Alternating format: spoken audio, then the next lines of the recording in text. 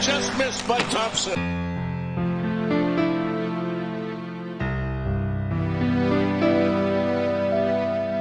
From the backhand, they score!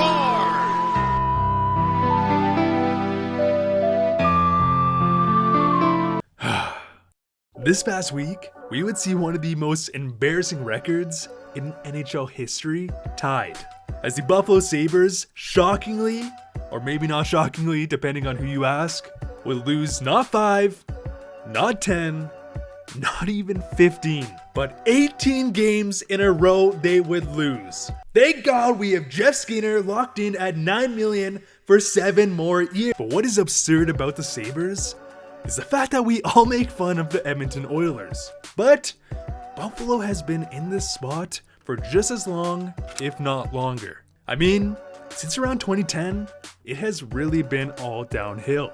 Now sprinkle in some horrible signings, one of the worst trade outcomes of this entire era, and well, you sir have one of the most depressing fan bases in all of sports. As this season, with some nice complimentary pieces, I actually saw many predictions that Buffalo was a playoff contender. Boy, were they wrong. So now it's time to give your Sabres friend a hug or something, at least maybe a card, a get well, get soon. So on the topic of NHL records, today we're going to go over some of the most embarrassing player records and team records in NHL history.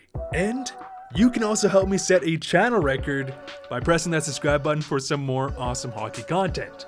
We are getting so close to that final stretch to 50,000 subscribers, and your support would really make my day. In January 2017, Antti Niemi would have what is perhaps the worst start to a game in NHL history. On the first goal, Johnny Oduya, attempting to clear the puck, would backhand it directly into the net. On the second goal, he would just let in a squeaker, and on the third, just horrible positioning. But wait! Antti Niemi on the score sheet let in 3 goals on 2 shots, for what is the most disastrous start any goalie has ever gone through. As I guess they would count the own goal as not a shot, so 3 goals on 2 shots. Hilarious. But what is crazy is that this stat is nothing compared to what Niemi would do in 2017, because my man would allow more goals in 2.5 games because he was pulled than 3 entire teams who played at least double the amount of games. And I mean, come on. I don't mean to be too hard on Niemi because the guy did have a solid career, but he was either a brick wall or Swiss cheese between the pipes. But that may not be as bad as Victor Mete.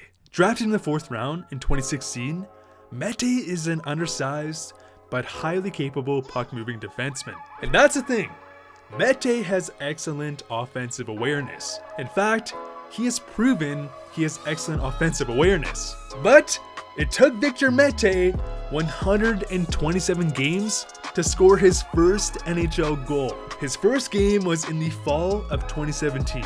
Mete didn't score until almost exactly 2 years later to the date, as he would put up 7 assists in his first season and 13 assists the next year, which also sheds light on this weird category of defensemen.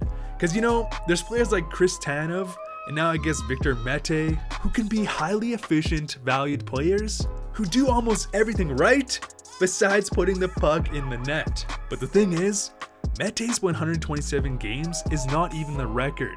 No, that record belongs to David Hale, as he would take 231 NHL games to score his first NHL goal, which equates to a 6-year goalless streak in the NHL. Crazy. As Hale would play his first NHL game in 2003, and wouldn't score his first goal until 2009, on top of going through 3 NHL teams during that period. Yet, we have seen someone with an even worse goal drought, as Ken Daneyko, a 3-time Stanley Cup winner, a Bill Masterton winner, would go goalless for 256 games, on top of having the world record for the worst point per game average with more than 1,000 games played, as Daneyko would end up playing 1,283 games in his career, an incredible feat. He just didn't get on the score sheet too much. as he would put up 178 points in nearly 1,300 games, giving him a 0.14 point per game average. In April of 2010, during a Bruins vs Carolina Hurricanes game, the score was 0-0 heading into the second period, where Matt Hunwick would take arguably the best penalty in NHL history, as he would get 2 minutes for hooking Jerome Samson, except in a 64-second span. The Boston Bruins would score 3 times, not on the power play, but shorthanded, as Dan Paille, Blake Wheeler, and Steve Begin would all score. Not to mention that Carolina wouldn't even register a single shot in that period. And not only that, this game would clinch Boston's playoff spot. Well, at the same time, and I'm not even joking, Carolina was on the fringe of being a playoff team. They were a bubble team.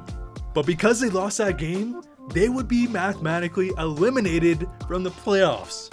In a scenario where you should be scoring goals or at least getting some good scoring chances, they would let in the most shorthanded goals on one power play and get mathematically eliminated from the playoffs. You know how we just went over Antti Niemi and his 3 goals on 2 shots? Well, that may have just been one of the worst starts we have ever seen.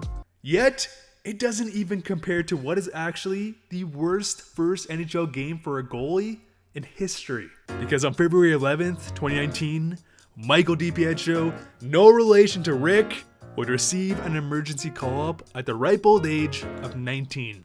As Thatcher Demko was sidelined from a knee sprain, but still, it's okay. We have Markstrom. Except we don't, because right before the game, Markstrom would also be sidelined with lower body stiffness. And I do want to emphasize, goalies in the NHL are rarely even close to being ready at the age of 21, let alone 19. And well, DiPietro would learn this lesson the hard way.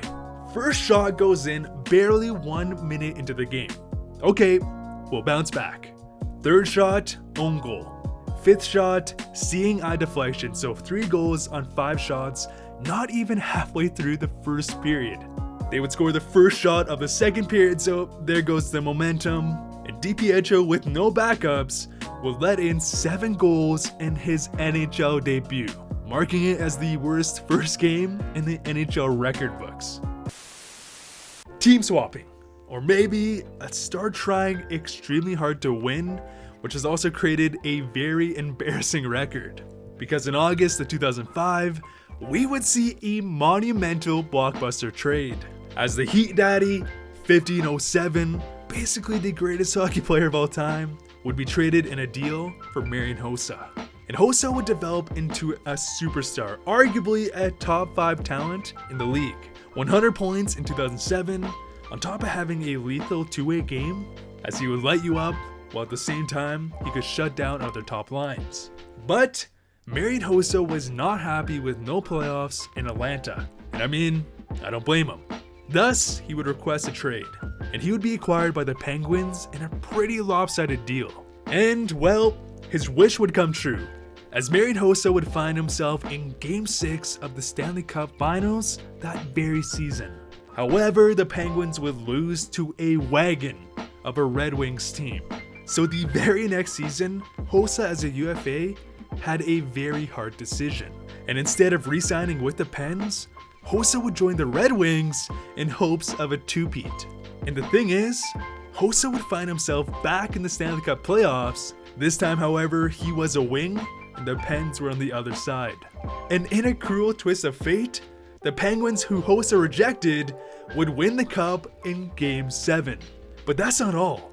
We are barely 1 year removed from the time he was on Atlanta, and Hossa would move ships once again, because in 2009, Hossa would be traded from Atlanta to the Pens.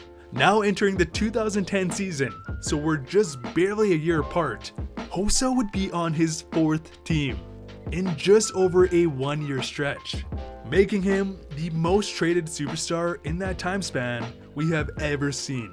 But on his 4th team now, Hossa would do it, as he would enter the Stanley Cup Finals 3 years in a row, all on separate teams, as the Hawks would win in Game 6 overtime, and Hossa would go on to winning 3 Stanley Cups. But for that time period, that was the strangest path to a cup I've ever seen. Anyways guys, what is the most embarrassing thing your team has done? Whether it is a record or a trade, comment down below, I'd love to know. And if you enjoyed the videos, make sure to press subscribe for some more awesome hockey content. And as always, thanks for watching.